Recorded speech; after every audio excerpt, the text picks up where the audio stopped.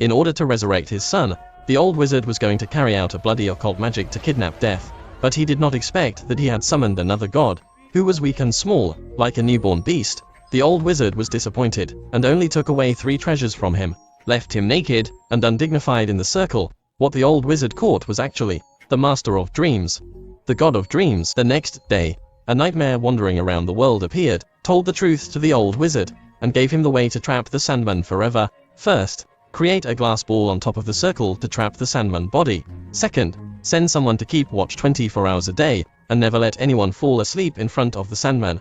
Third, don't let Sandman get those 3 artifacts back. Later, when the Sandman woke up, the old wizard threatened him to resurrect his eldest son, or to give him endless strength, wealth and life. But no matter what he said, the Sandman was silent. Day after day, year after year, 10 years went by. At first, 1 million people around the world suffered from narcolepsy, which they could never wake up, followed by insomnia and a large number of human insanity. No one knew that this was because the god of dreams was in prison. In 10 years, the old wizard made a fortune with the help of the Sandman's 3 artifacts, but his heart was still lost because his favorite eldest son was still in the grave. The old man poured his anger on his second son. When his lover was pregnant with his 3rd child, he also forced her to get rid of it. Seeing through the selfish indifference of the old wizard, the lover stole the 3 treasures of the Sandman and ran away. The desperate old wizard ran to the Sandman and lost his temper, and asked him why he just refused to give in. He also flew into a rage at his second son, who came to comfort him, until he accidentally bumped into the glass during the push, and was killed instantly. From then on, the second young master became a master, and he, who loved and hated his father, also had mixed feelings for the Sandman. He said to the Sandman, "If you promise not to hurt me, I will let you go." But the Sandman remained silent, as the young man in front of him had killed his servant Raven, in order to get a little approval from his father. In any case, God will not compromise. Nearly 100 years later, the Sandman did not say a word. I asked you for wealth or power, like my father did. But all I ever wanted was to be free of you. And the second young master became a white-haired old man. This was the last time he came to talk to the Sandman. When he left, his wheelchair cut open the way to trap the Sandman, and this gap alone meant the Sandman's awakening. When he looked at one of the guards, he instantly let the fat man into a dream. Sunshine and beach, swimsuit beauty. Fat man was ecstatic, but beauty disappears, replaced by Sandman. The fat man got his gun and shot, but the real gunshot woke him up, and he broke the glass ball that held on the Sandman. In this way, the Sandman was free. He blew the dust of dreams to the 2 guards, and immediately let them go to sleep, and the Sandman returned to the realm of dreams, where he first found the young master, who had trapped him for a century. The young master knelt down and begged for mercy. Sandman gave him permanent sleep as punishment. Then the Sandman returned to his kingdom. Unexpectedly, that the former mountains were green, and the dreamland of the fairy tale world was now desolate and lifeless. All his subjects left, and the nightmare of being imprisoned was all rioted in the world, left only a loyal servant waiting. To make matters worse, Sandman's mana was almost gone, and even his own field cannot be repaired.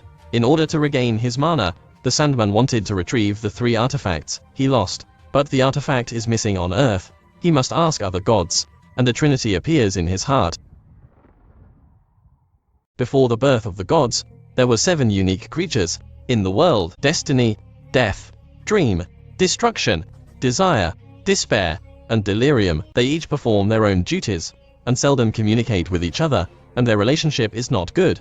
Sandman was captured, and locked up by humans for more than 100 years. All brothers and sisters knew it, but none of them came to save him. Now, the free Sandman wants to find the 3 instruments that have been stolen by humans, but he doesn't know where they are. His last servant said, "Your brother's destiny and desire should know," but Sandman doesn't want to go to them. He thought of the unrelated 3 goddesses of destiny. None of the 3 sisters are friendly, and ask a very high price. In order to prepare a gift, the Sandman has to restore some mana. He found the last life created by him living in the land of dreams, a little dragon.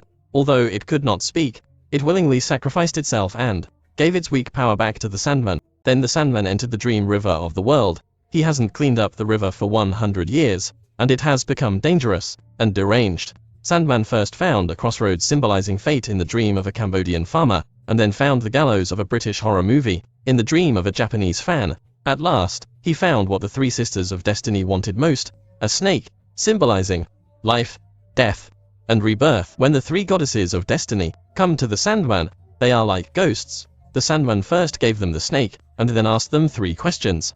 Ask them where his sandbag, helmet, and ruby are. The 3 goddesses of destiny replied, the sandbag is on earth, the hand of an exorcist named Constantine, the helmet is in hell, the hand of a demon, the ruby was given to her son by a mother. Finish talking. The 3 goddesses of destiny disappeared, although the answer is far from a good one. At least there are clues. The Sandman came to Earth again. He first found Constantine, according to the instructions. This is a powerful exorcist, who personally repatriates countless demons to hell. Constantine was doing an exorcism in a church at this time. In front of her is a rebellious English princess. She heard that she was possessed by a demon, and wanted to marry a football player in secret. Constantine pretended to be a priest, and seemed to preside over the wedding, but she was actually doing an exorcism. As she recited the mantra, the footballer suddenly vomited violently, put a hand out of his mouth, and tore up his body. Standing up from the pool of blood was a demon from hell. Constantine was ready to fight the demon, but the Sandman called out the demon's name directly. His name is Agalaeus. I'm flattered you remember me, Lord Morpheus. The Sandman wanted to make a deal with the devil, and asked which demon took his helmet. Unexpectedly, Constantine acted so fast that he directly chanted the devil into hell. Yes, the devil's biggest weakness is his name. Generally speaking, anyone can never say it. The Sandman saw the deal fail, and looked boring. Constantine looked at the master of the dream in front of her, and was not interested in him. She left at once. But it's easy for Sandman to get close to a human, as long as he can dream. That night, he walked into Constantine's dream, and learned about her demons from her heart. It turned out that Constantine was haunted by nightmares every night. Many years ago, she accidentally sent a girl to hell during an exorcism. When she woke up, she saw the Sandman again, and finally knew that the pale man is not so easy to get rid of. Sandman found her room full of things she didn't want to throw away. It seems that Constantine is alone, but very nostalgic. Constantine told the truth that she did get Sandman's sandbag, but she left it in the home of an old friend, who used to be her most important person, but she abandoned her, because of fear. They came to this friend's house. Constantine forbids the Sandman to go in. She met her old friend, and then in the conversation with her old friend, the two fell into the memories. However, as they spoke, the friend suddenly burst into tears, and asked Constantine why you had left Heartless. Then, the friend turned into dust, and went up in smoke. Constantine woke up instantly, and turned out to be dreaming. The Sandman woke her up, and told her that was the magic of the dust of dreams. The two found a real-life friend, who was scrawny, and not like human. It turned out that Constantine did not know that the sandbag has a magic that could not be touched by mortals, which would make life cursed. Now, she is dying. Constantine was too late to repent. The Sandman took back the sandbag, and gave the dying girl one last dream, and let her die in the dream. Then the Sandman said goodbye to Constantine, and took away her nightmare. From then on, the exorcist Constantine could sleep well. In this way, the Sandman got back the first treasure, followed by the second, his helmet. In order to get it back, he's going to the most evil place, which is hell. What you see now is the gate of hell, with charred human bodies embedded askew. When the Sandman came to the door, a human body suddenly moved, and handed the Sandman a gong stick. When he struck the gong, the charred human bodies howled, which was creepy. At this time, there was a heavy step on the other side of the door. Is it thief, thug, or whore? I am the King of Dreams. I seek an audience with your sovereign. The devil, of course, recognized the King of Dreams, and hurriedly opened the gates of hell, and led the Sandman in. The reality of hell is a frozen land full of bones, and the landscape of hell changes according to the mood of Lucifer, the Lord of Hell. Lucifer was once the most beautiful, wisest and most powerful angel, but now, she is the devil's self. The trunks of these dead trees are actually made up of human bodies. Walking into the prisoner's valley, the Sandman vaguely felt that the road was wrong, and a familiar voice came from the grottos, on the edge of the cliff. Dreamland. The voice from the female, leader of the human tribe 10,000 years ago, who used to be the lover of Sandman, but at that time she betrayed him, so she was trapped in hell for 10,000 years. Sandman had to bear the malice of the devil when he came to hell. Before he saw Lucifer, the Sandman received his gift, which was filled with heartache for 10,000 years. At last, they saw the devil's castle, the bottomless cliff fluttering with ashes. The Sandman walked through the rugged mountain road, and came to a huge door full of lava. The door opened, and the blood gushed out like a red carpet. In front of him was Lucifer, a tall woman, in white robes with black wings. Her voice was so gentle, with a kind smile, just unspeakable weirdness. Hello, dreams. I have come because my helm of state was stolen from me. I believe one of your demons has it. To Lucifer, finding a helmet for Sandman is an easy task, but Lucifer insisted on making things difficult for him. Then we will have to summon all of them. Lucifer raised her hand, and thousands of demons appeared. At the bottom of the mountain, she advised the Sandman to ask, one by one, but the Sandman had other plans. He took out the sandbag and gently poured out a little sand, and Sand summoned the demon with his helmet. The demon refused to return the helmet, and offered to fight for it in a duel. Very well. I challenge you, Corazon.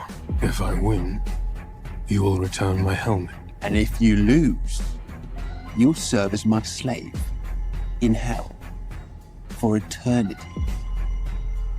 I accept the terms. Lucifer smiled, because the law of hell is that you don't have to fight on your own, but you can choose your own representative. Corazon, whom will you choose to represent you? I choose you, sire.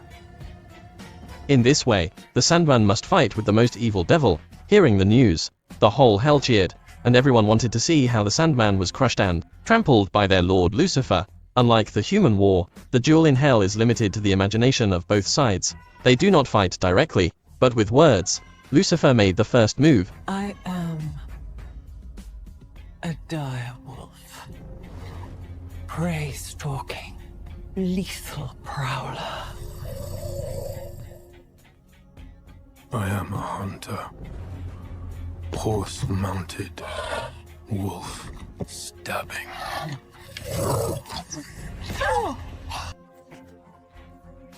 I am a serpent, horse biting, poisoned toothed. Then, Sandman again. I am a bird of prey. Snake devouring, talons ripping. The duel became more and more intense, and then Lucifer became a deadly bacterium that could corrupt all life from within. Sandman cries out his counterattack in severe pain. He is a world epoch-making, pregnant with life. Lucifer immediately thought of the victorious thing. She is a planet that destroyed heaven and earth, and could destroy the whole world in an instant. The Sandman was knocked down in an instant and almost died. When the consciousness was blurred, the Sandman spoke that he is a universe, containing all things, and infinite life. I am anti-life. The dark at the end of everything. Anti-life. No natural enemies. The Sandman's face became withered. He could no longer stand up, and could not even speak.